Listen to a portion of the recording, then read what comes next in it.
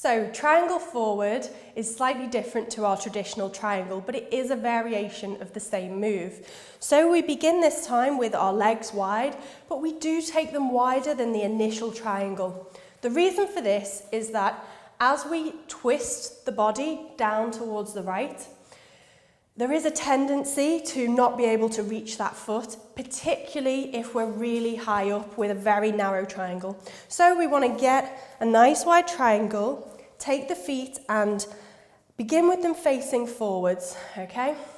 And then we turn the left foot out so that it's parallel to the long edge of the mat.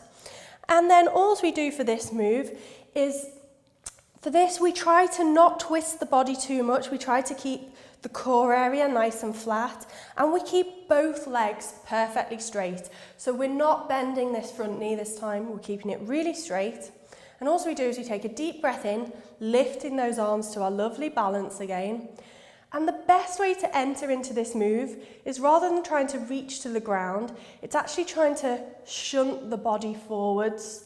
So we're really reaching with that left hand towards the side. And then you begin to drop it down and let it relax to the ground if you can. And you will, on this move, unlike the other triangle, you will fold forward slightly. You're not sandwiched between two walls. And the other thing to note is you can also grab a brick.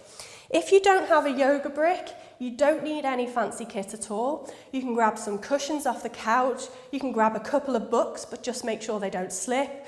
Or you can grab anything that you've got around the house that's pretty much the right height. What I do with the most students is ask them to place it inside the foot, because I have seen people place it this way. Make sure you're inside the foot. You lift those arms up, you stretch forwards, and then you take that hand down to the block. With the right hand, you take it up to the ceiling, and with the head, you face it to the hand, looking down at the foot, keeping that top hand up. Now again, you want to push both feet apart to help create a stable base. Use those muscles.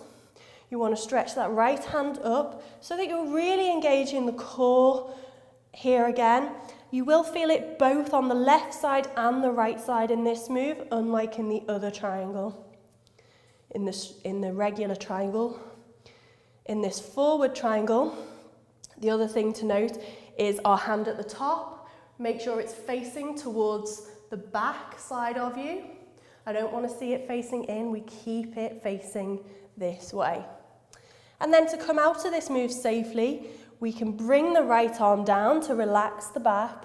We can bend the left knee and then stretch up to a nice straight leg. Turn the left foot inwards again and pick up your block. Turn the right foot, place it down if you're using a block. If you're not, don't worry about that. So we've got the right foot is now parallel to the long edge of the mat. You can place your block there if you plan to use it.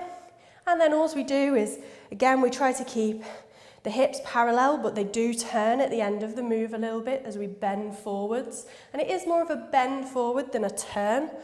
And we lift those hands up, and then we stretch out to the right as if we're trying to grab something and pull it towards us. And then we pull down to our block, or down a bit lower, or maybe even right down to the ground for this. Again, we look with the hands, we look with the eyes towards the hand and the foot. Keep those legs straight. If you find that it's a real stretch on the inner leg, the best thing you can do is invest in a block or something similar, because it's much better to be in a posture where you've got the position correct than it is to be trying to push yourself to the ground. Because when you push yourself too far, you introduce all sorts of risk of injury in the body, and we really want to prevent this, and that's what yoga is all about. So it's about pushing our body gradually, and what you'll find is naturally, the more you do these postures over the weeks, you'll find all of a sudden you're able to go a little bit lower each time, just by the mere act of practicing this.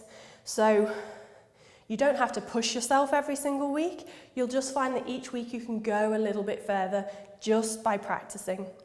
And as I said before, to come out of this move, the safest way to do it is actually to lower your left hand down, to support it, bend the right knee, straighten it up again. You can then turn the right foot and step both feet together.